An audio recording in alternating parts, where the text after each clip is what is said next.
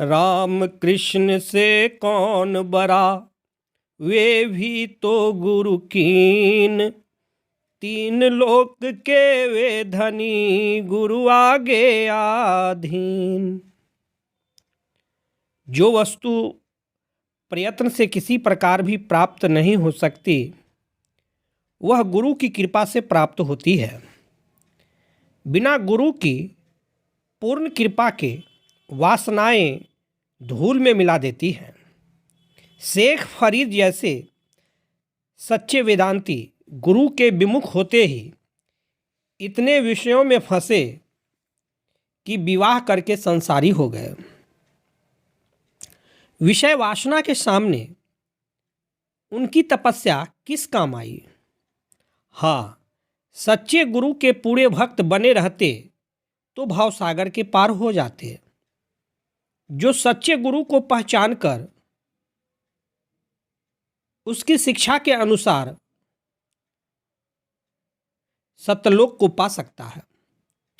शौशम वेद का यही सार है कि गुरु के चरणों को दृढ़ता से गहे रहे, क्योंकि बिना उसकी पूजा के कुछ नहीं प्राप्त होगा। सदा गुरु की सीख माननी चाहिए। उसकी कृपा में ही सर्वस्व है। कबीर साहब का तो बारंबार यही कथन है कि गुरु की मूर्ति में मुझको पाओगे। जब तक दम में दम रहे, गुरु को मानता रहे। गुरु की मूर्ति में मुझे समझकर उससे सब कुछ माने, अनुमात्र भी अभिमान न करे। अपने कल्याण का उपाय सद्गुरु की भक्ति ही समझे। जो सद्गुरु से प्रेम तथा श्रद्धा करेगा, उसको सत्य शब्द मिलेगा, उसे सब कुछ प्राप्त होगा। जिसकी गुरु पर श्रद्धा नहीं है, वह शून्य रहेगा। गुरु का प्रेम श्रद्धा ही धर्म की जड़ है। सद्गुरु का मत निर्गुण तथा सगुण से अलग है। दोनों कार्य सिद्ध हो नहीं सकते। गुरु में भक्ति करोगे तो जगत को छोड़ना पड़ेगा। यदि लोगों से प्रेम करोगे तो भक्ति में विघ्न होगा। मुरीद नाम मुरेद का है। इसका तात्पर्य यह है कि जैसा गुरु कहे वैसा ही करे, अपनी बुद्धि न लगावे, और जब तक यह अवस्था न हो तब तक आपको जीवित तथा संसारी समझे। नाम तो समस्त संसार जप रहा है, पर जो नाम सद्गुरु द्वारा मिलता है वही सच्चा है। सहस्रों ब्रह्मा तथा ऋषि मुनि पीर पैगंबर आदि हो गए हैं। वे सब विषय की अग्नि में जल रहे हैं, परम अभिमान में डूबे हुए हैं। इस कारण उनको सद्गुरु के दर्शन नहीं होते। जिसमें सद्गुरु का प्रेम तथा विश्वास है, वही मुक्ति का अधिकारी है। मनुष्यों में वही भाग्यवान है जो सद्गुरु की सेवा करता है। दर्शन को जाने से पग पवित्र होते हैं, दर्शन से नेत्र पवित्र होते हैं, जल भरने की सेवा से शरीर पवित्र होता है, वचन सुनने से अंतःकरण पवित्र होता है। इसी प्रकार समस्त पवित्रता प्राप्त होती है। यदि नाम में बल होता तो सहस्रों मनुष्य नाम जप रहे हैं, किसी को तो फल मिलता। इससे जान पड़ता है कि यथार्थ बल सद्गुरु में ही है। जो सद्गुरु की सेवा करता है, इस कारण उसी का दोनों लोक में कल्याण है। गुरुमुख उसी का नाम होता है जो सद्गुरु को सबका मालिक समझता है। इसी विषय पर एक उदाहरण देते हैं। दक्षिण में एक परम श्रेष्ठ महात्मा अपने शिष्यों सहित रहते थे। एक दिन सत्संग हो रहा था। उसी स्थान पर एक मुसलमान मौलवी आ गया। वह मक्का जाने को प्रस्तुत था। उसने मक्के की यात्रा की बहुत प्रशंसा करके कहा कि शाह साहब, मक्का अत्यंत श्रेष्ठ स्थान है, वहाँ आपके शिष्यों को जाना उचित है। उस समय महात्मा के शिष्य अत्यंत रुष्ट हुए। बड़े चेले ने मौलवी की गर्दन पकड़कर उसका सिर महात्मा के चरणों पर धरकर कहा कि देख, करोड़ों मक्के इन चरणों में है। महात्मा नित्य क्रिया करने गए। उस समय मौलवी का उस शिष्य से बहुत वाद विवाद हुआ। जब महात्मा आए तब मौलवी ने शिकायत की। उस समय महात्मा ने अपने शिष्यों को समझाया कि मक्का के विषय में मौलवी का कहना बहुत ठीक है, वह पवित्र स्थान दर्शन योग्य है। तू भी मौलवी के साथ मक्का के दर्शन को चला जा।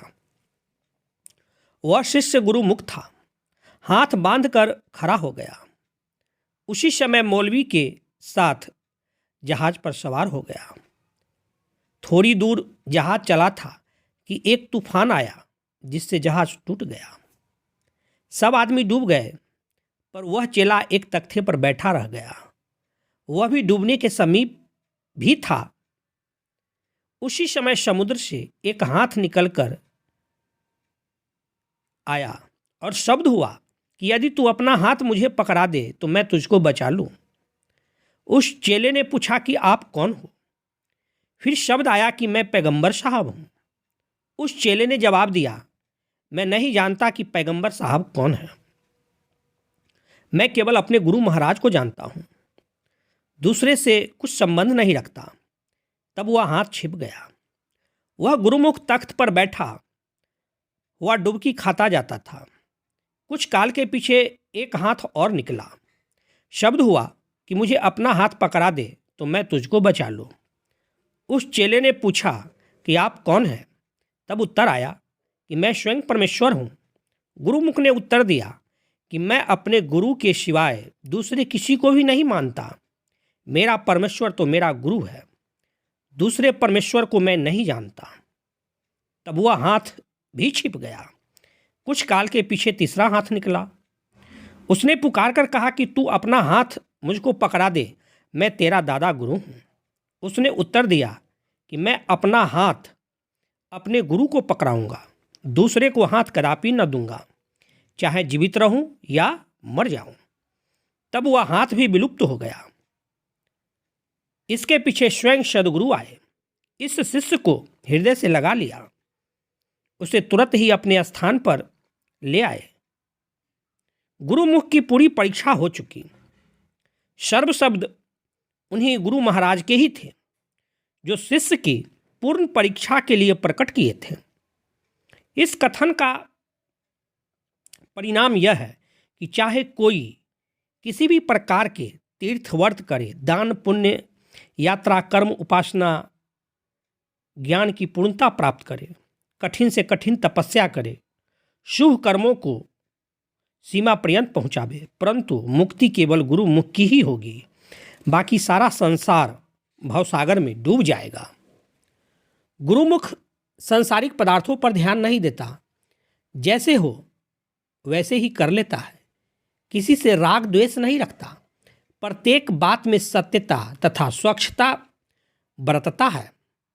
अपने गुरु से ऐसा प्रेम करता है जैसा कि जल से मछली करती है। वो प्राकृतिक मनुष्यों से कम प्रेम रखता है। गुरुमुख जो कार्य करता है वो केवल गुरु की प्रसन्नता के लिए, गुरु की आज्ञा के अनुसार करता है। गुरुमुख अपना अहंकार छोड़ देता है, सब कार्य सद्गुरु की ओर से जानता है। वह काम सब सद्गुरु के अर्पण करता है। गुरुमुख सदैव आलस्य तथा निंद आदि से पृथक रहता है। वह सदैव अपने सद्गुरु की प्रशंसा तथा कृतज्ञता स्वीकार किया करता है। गुरुमुख जो कार्य करता है वो परमार्थ के लिए करता है। वो धैर्य को कभी नहीं छोड़ता। मन मुख के जितने काम होते हैं वे सब गुरु मुख के विपरीत हैं।